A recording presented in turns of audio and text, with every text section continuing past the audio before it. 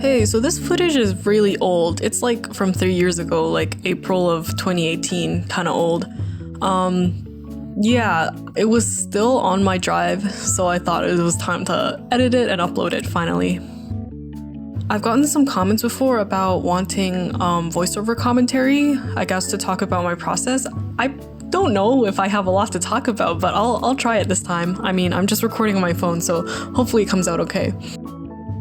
So for starters, I'm using Arch's watercolor hot press paper.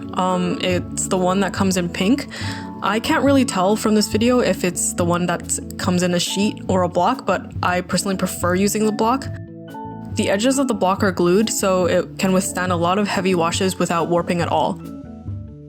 So the great thing about hot press is that it's really smooth. There's no grain or texture to the surface, basically, and it's really perfect for me because I like rendering really small details on my paintings and deciding exactly where the strokes go, as opposed to really coarse and rough grain paper.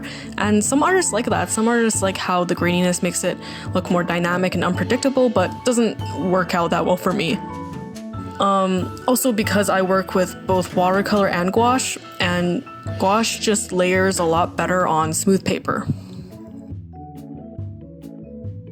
So for my other materials, I'm using my Holbein gouache and watercolor set here. So the way that I prepare and store my watercolors is that I squeeze a bit of color into a plastic palette and then I just re-wet them when I need to. I'll only squeeze more if I need to do a big wash or I've somehow dirtied the color in the palette. As for gouache, I try to squeeze fresh from the tube for every painting.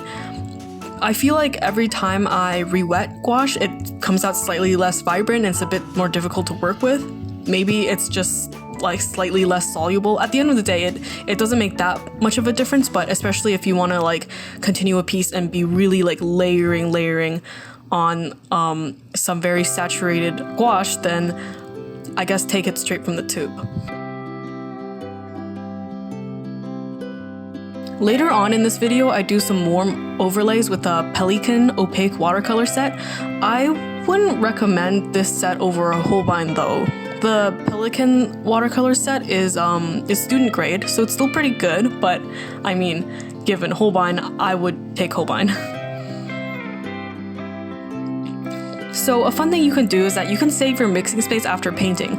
The leftover colors can make some really good neutral tones that aren't just like a pure gray or brown from the tube. In fact, you don't really need to own any of those colors like gray or brown individually because you can make those neutrals on your own and they have a lot more character.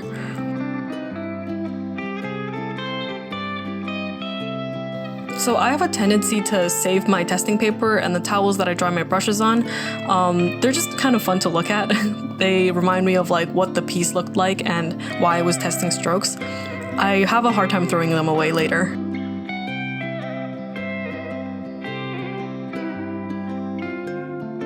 Okay, more materials. I guess I'll talk about my brushes. I don't think the type of work that I do is really affected by the material of the brushes. I think I only have one kind of flat sable brush, and it was just a gift from a friend.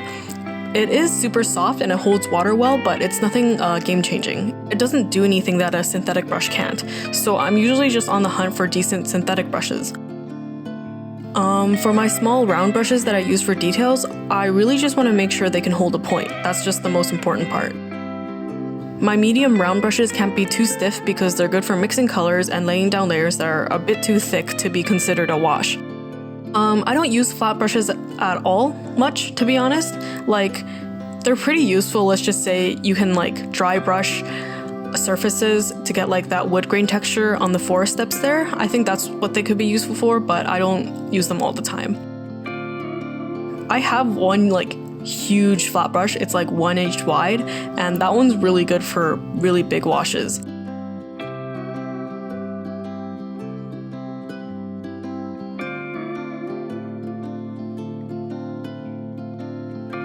I guess that's about it for my materials and process.